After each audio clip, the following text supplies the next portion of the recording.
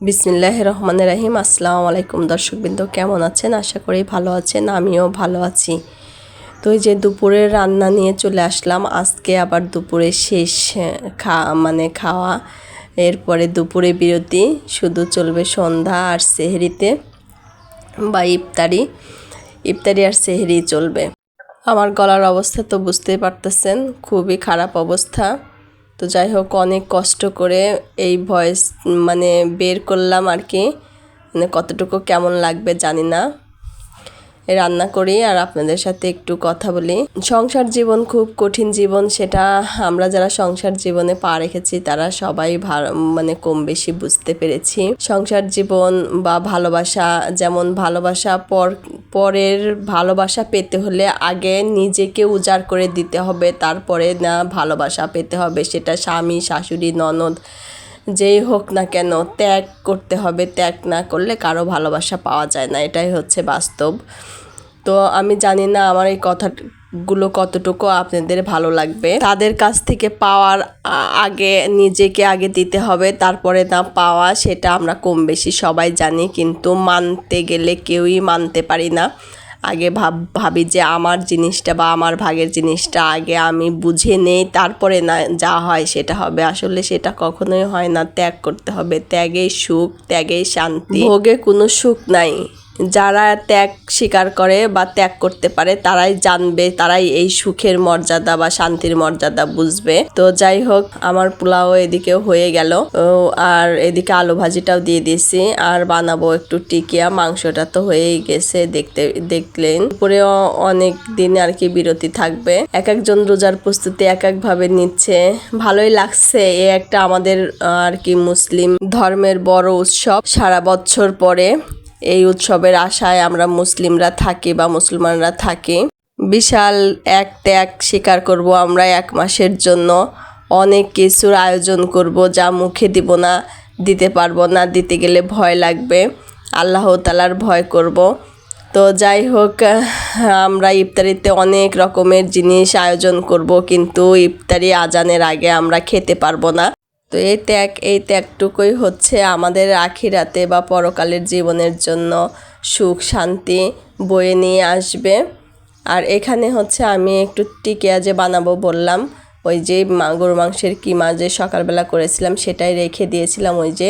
আর এখানে একটু আলু সেদ্ধ করে নিয়েছি, আর হচ্ছে একটু বেসন দেব, কারণ তাড়াহুড়ার জন্য। আর অল্প একটু জিনিস, আমি আর বুটের ডাল সেদ্ধ করলাম না, আলাদাভাবে একটু পেঁয়াজ মরিচ কেটে নিয়েছি, সিম্পলভাবে আর কি করব। তো আমি একবার আপনাদের আর কি টিকিয়া বানানো দেখাবো। আমিও তো ভালো পারি না, তারপরে যতটুকু পারি ততটুকু আর কি দেখাবো একদিন।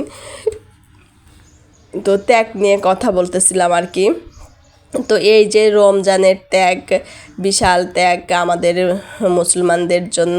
আবার এই ত্যাগগুলোই আর আছে যে প্রত্যেকটা মুহূর্তে, প্রত্যেকটা পদক্ষেপেই এই ত্যাগগুলো স্বীকার যদি আমরা করতে পারি, তাহলে সব ক্ষেত্রেই আমরা ভালো থাকবো। সংসার জীবনে ভালো থাকবো, ব্যক্তি জীবনে ভালো থাকবো, প্রত্যেকটা মানুষের কাছে ভালো থাকবো। আমরা আসলে ত্যাগ স্বীকার করতে জানি না যে ত্যাগে সুখ আসছে, ভোগে কোনো সুখ নাই। আসেন আমরা রোজার ত্যাগের সাথে সাথে আমরা সংসার জীবনেও কিছু কিছু জিনিস ত্যাগ করে দেই, যেন ব্যক্তি জীবনে ভালো থাকি। তো চেষ্টা করি আমরা সবাই মিলে। চেষ্টা করলে অবশ্যই আমরা পারবো। আর শক্তি সামর্থ্য, যেমন শক্তি থাকতে থাকতেই কিন্তু ইবাদত বন্দেগীতে মশগুল থাকতে বলা হয়েছে, কারণ বৃদ্ধ বয়সে যে নানান রকমের সমস্যার কারণে আমরা ইবাদত বন্দেগী করতে পারবো না, ওই রকমই শক্তি থাকতে থাকতে মানুষ সেবা করা আর কি বড় একটা ধর্ম। যার যতটুকু সামর্থ্য আছে, শক্তি আছে, সেই জায়গা থেকে ততটুকুই মানুষকে সেবা করি, মানুষকে শ্রদ্ধা করি, ভক্তি করি। তো যাই হোক, হয়তো আমার এই আদর্শ কথা অনেকেরই ভালো লাগবে না, তো আমার মনে হইলো তাই বললাম। আমি চেষ্টা করি মানুষের সাথে ভালো থাকার জন্য। তো অনেকে এগুলো ভালোভাবে নেয় না। এই কথা বলতে বলতে আমার টিকিয়াগুলো ভাজা হয়ে যাচ্ছে, একটা টিকিয়া খুলে গেছে। তো আর এই যে আবারও দিয়ে দিলাম লাস্টেরটা। তো হয়ে গেছে এই পর্যায়ে আমি যে তুলে নিলাম, ভালোই হয়েছে আর কি। রংটাও সুন্দর আসছে, কালারটাও সুন্দর আসছে। আমি এই যে আলু ভাজি করেছি আর পোলাও রান্না করেছি। তো টেবিলে সব কিছু রেখে দিয়ে ঘর ঝাড় দিচ্ছি।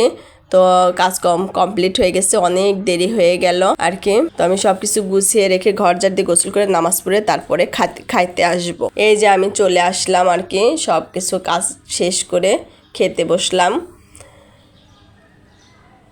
তো এখানে আমি টিকা নিয়েছি আর ওই যে চেরি টমেটোর কথা বলা হয়েছিল সেই চেরি টমেটো আর নিয়েছি, আলু ভাজি নিয়েছি। টিকিয়াটা অসম্ভব টেস্ট হয়েছে, অনেক মজা হয়েছে।